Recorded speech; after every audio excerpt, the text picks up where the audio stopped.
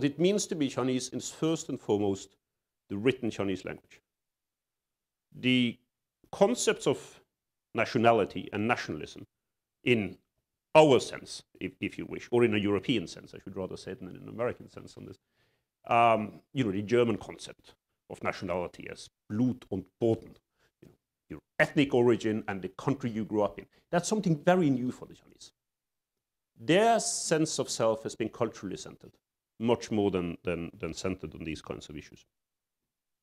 But of course, there are things, in spite of this restlessness and in spite of this changeability that I'm dealing with in the book, there are concepts and perceptions from the past, varied over time, but still that in content are reasonably similar, or at least has echoes that come out of China's deeper past. Some of these are very important in order to understand China's foreign affairs today. And let me just mention some of those that I think are important, that do come out of the past in some form. First one is a concept of justice.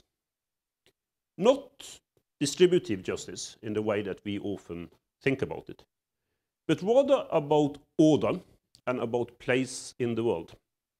And built into this argument about the role of justice, fairness, that direction of thinking about the concept, is the Chinese belief, held by every Chinese that I know, that China has been treated very unjustly over the past century.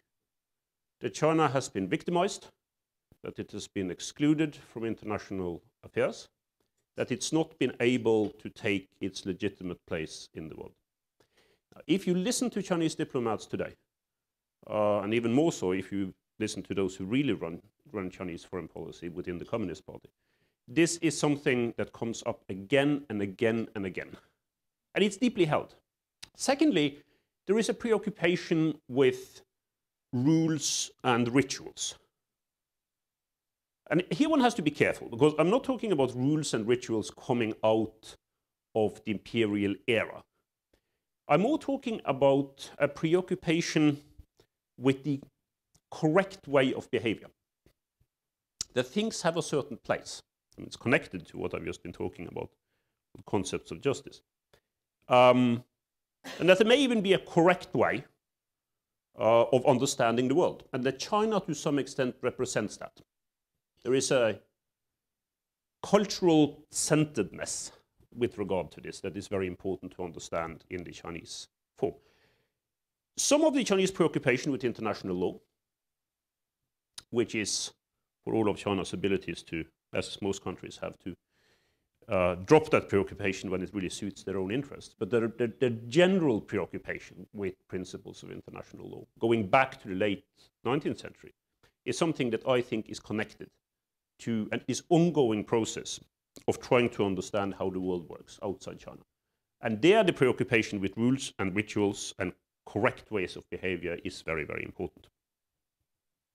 And then finally, there is a sense of centrality to the thinking of many Chinese about their place within the region.